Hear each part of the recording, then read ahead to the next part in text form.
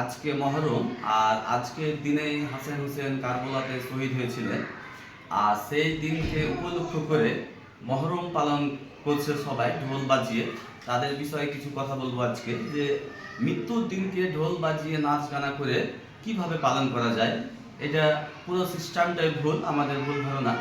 তো যাক, ধর্মের জ্ঞান আমি কাউকে দেব না। আমি যেটা বলতে এসেছি আজকে আমার ভিডিওতে, আমি ছোটবেলা থেকে দেখেছি যে 10 বছর থেকে শুরু করে 65-70 বছরের বয়সের মানুষকে পর্যন্ত লাঠি খেলা করতে। তো এই লাঠি খেলাটা ধীরে ধীরে লিপ্ত হয়ে যাচ্ছে, আর এটা চর্চা হচ্ছে না। তো এটা খুব ভালো একটা দিক, কিন্তু এটার একটা খারাপ দিকও রয়েছে, যেটা আমি আমার ভিডিওতে তুলে ধরছি আজকে। যে লাঠি খেলাটাকে মহরম উপলক্ষে পালন করতে হবে না, আর লাঠি খেলাটাকে ধর্মের সাথে জোড়ালে হবে না।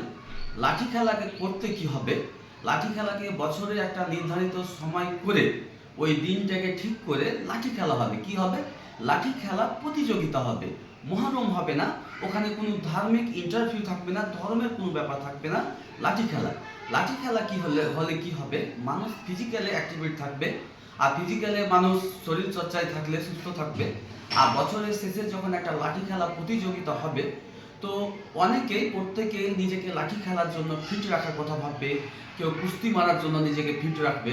তো বছরের বছর মানুষ কি করবে, এটা চর্চার মাধ্যমে থাকবে, একটা অভ্যেসে পরিণত হবে।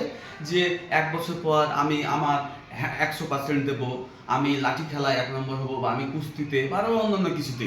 তো লাঠি খেলা কোনো একটা খারাপ দিক নয়। তো লাঠি খেলা একটা ফিজিক্যাল অ্যাক্টিভিটি, শরীর চর্চা খুব ভালো। এটাকে ধর্মের সাথে না জুড়ে অন্যভাবে করলে খুব ভালো হবে। আর ভিডিওটাকে ভালো লাগলে বেশি বেশি করে শেয়ার করবেন। আর সকলকে আমার অশেষ ধন্যবাদ, যারা মহরমকে মানছেন, কিন্তু এই যে লাঠি খেলা ঢোল বাজাবাজিতে বিশ্বাস রাখেন না বা খেলেন না। আর মহরম মানে আজকে রাস্তায় তুমি জল খাওয়াও মানুষকে, কোনো অসহায়ের মুখে এক মুঠো খাবার তুলে দাও, এটা একটা খুব ভালো দিক। তো ভালো থাকবেন সবাই, মনে রাখবেন লাঠি খেলা খুব ভালো, ফিজিক্যাল অ্যাক্টিভিটি ভালো, সেটাকে ধর্মের সাথে জড়িয়ে হবে না। ভালো থাকবেন, আর ভিডিওটাকে শেয়ার করবেন।